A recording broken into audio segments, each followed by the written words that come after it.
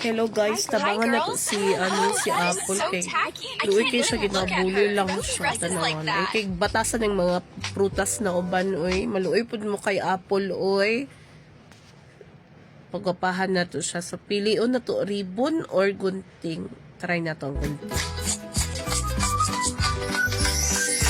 Ano kagwapa, nagtaas ang buhok sa personabolers. So, pag inan na, so, sa man na to pilon lipstick or sa ni, pampablock yata ni. So, pilon na to ni try.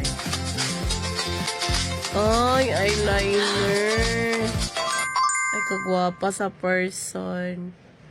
So, red man siya, tapos black ba nga dress or white dress? So, ang bagay sa yahaman.